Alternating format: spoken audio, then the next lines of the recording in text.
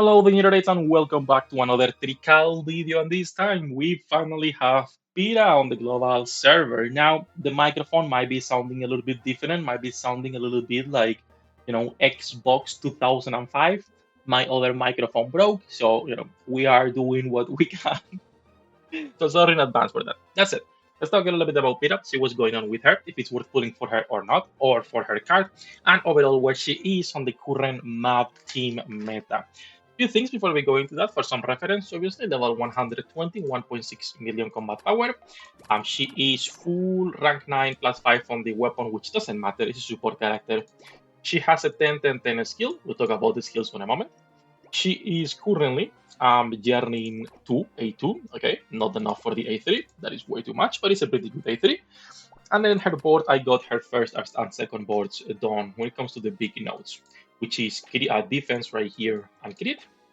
And for the second board, you have basically HP, crit, and also more defense. So it's a crit focus board for the most part. And one thing that I do dislike is her A club. I don't think it's that good. I don't think it's good at all, to be fair, because it's a sugar, it's plastics, and it's a stone. Now, it's not the worst, okay? I don't think it's the worst in the game. But we have so many good plastic farmers currently that it's hard to justify bringing Pira just for that. However, it is an extra option if you don't have the main plastic farmers, all right?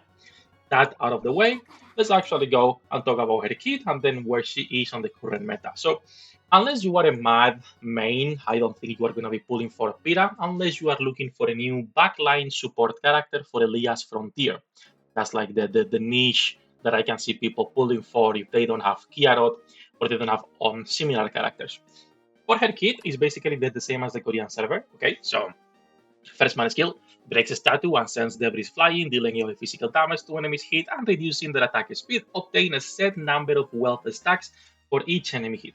Wealth senior skill effects are enhanced when there are 30 stacks. You're doing some physical damage, attack speed reduction, which is good, and you get 10 wealth per enemy you hit. Then the senior skill 30-second cooldown drops a shower of golden spheres, dealing AoE physical damage 9 times and increases all allies' critical hit rate. If a skill is activated with 30 stacks of wealth, both physical damage and critical hit rate increase are enhanced. When the skill is finished, lose wealth at random. And then the same thing there, okay? Now, this is pretty nice just because of the buff it's providing. It's 30 seconds, which is quite long, but the journey makes this like 16 seconds, I believe, which is really good, really good. And then her passive is actually really nice as well. We're talking about that when gaining wealth, increases the attack of back row allies for 5 seconds. You basically can have this 100% uptime because she is always gaining wealth, all right?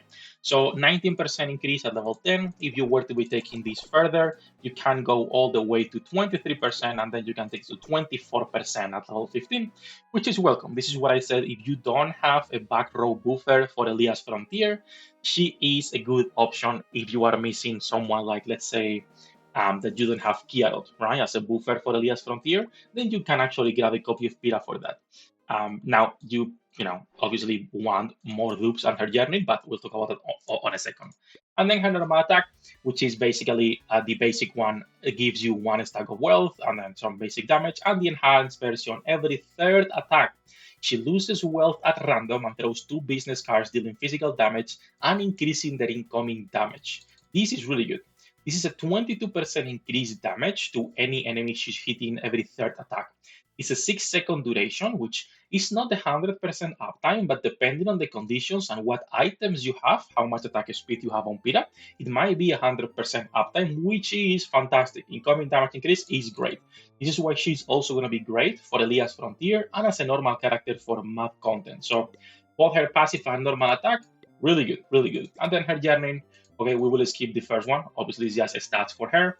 The A2, when the freshman skill hits, reduces the crit resistance of the targeted enemy.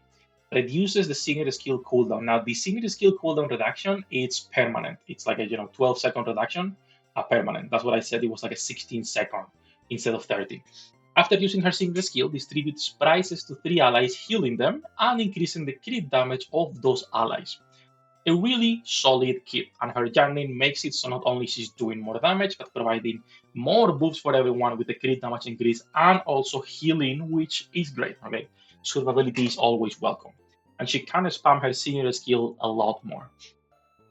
So, with this, is she a good character? Where is she, with the journey, without the journey on the current map meta? If I talk about the dig side, which I have to push them, by the way, I haven't pushed the new stages yet. Being a bit busy, I'll probably start today pushing and leaving it on auto until at least floor 400, if I'm lucky. On the current mad team, there are two situations where you can run her as a staple character. The first one is obviously you do not have seized yearning, because if you don't have the seized yearning, you are not using seized at all. Like at all. In that case, you put your Diana, you put your Rolet, you put your Pira, and now you have a good team right here.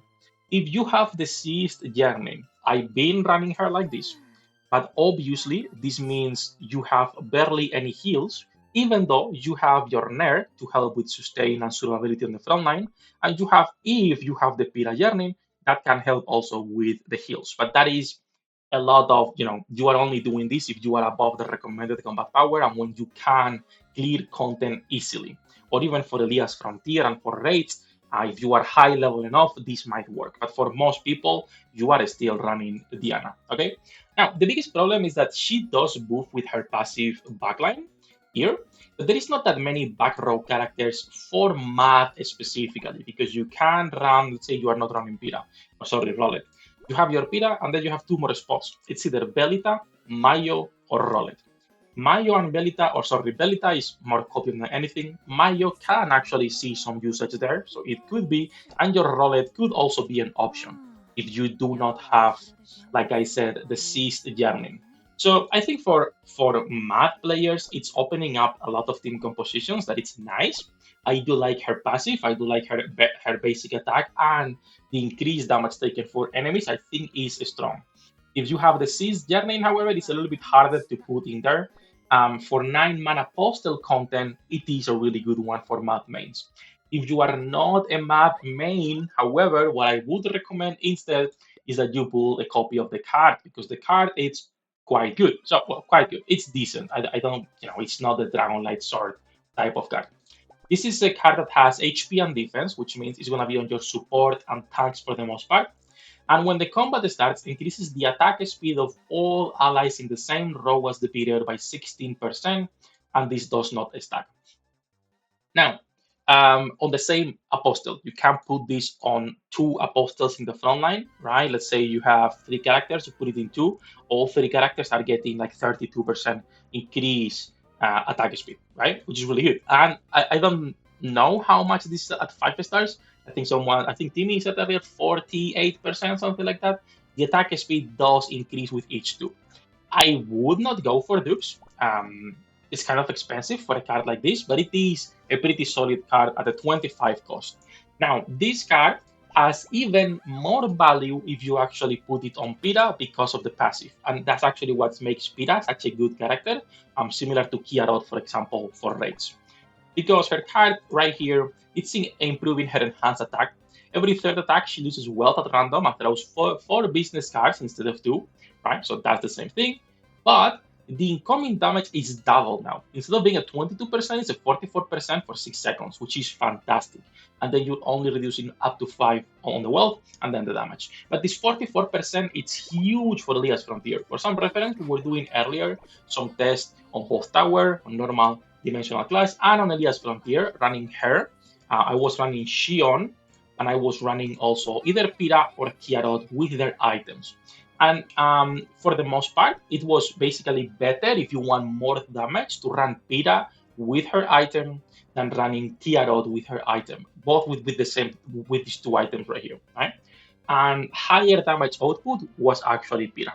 Obviously, this will have like 1,000 different factors to consider in investment, in what characters you have, on your journeys, and everything. But she is a really, really good character for bossing outside of math teams. For math teams, a little bit more complicated at the moment to say to put her, but also remember that math will be getting plenty of backline units. If we go to the Korean server, there is Rim Chaos, which obviously is going to be your main carry there. There is also going to be your Polan. There is also going to be Uros in the future. I don't know how good the Skea is, so I cannot speak on that. But Rim Chaos will be the one that's going to be carrying there for sure. So there are characters that will be able to take advantage of Pira's kit later on as well. I have not put it on the tier list yet because I'm going to be improving the tier list later today. And I'm going to be making a new tier in between T2 and T3 because a lot of characters in tier 2, for the most part, are great, but there is a discrepancy between how good they can be. Between, for example, Rude and Selene as tanks, or even Komi. Yeah, they are tanks because you don't have any other options, but they are not as good as like Kidian or the Blanchett Yarmin or the Baron character herself, right? Or things like that. So I'm gonna put a new tier in between T2 and T3. Most likely Pira will be either T1 or the new tier 2, whatever I put in there. Okay, not putting her anywhere yet. Same for the artifact. I'm not rating it yet, but most likely the artifact is going to be a really good T1 because it can be slot into any of your support characters, any of your tanks, and you can still benefit everyone on the same row with the attack speed, which is a universally good stat. Right? Universally good stat. That said, that's basically everything for this video on Pira. And like I said at the beginning, if you are not a mad main, I would recommend grabbing a copy of the card instead of Pira. If you are looking for a character for Elias Frontier and 9-mana postal content where you can have a back row buffer, she's pretty good. And if you are a mad main, obviously then you have to pull for her. That's it. That's everything for this video. As usual, we are live now again every single day. Link in the description down below. Good luck with your pool, and I'll see you on the next one.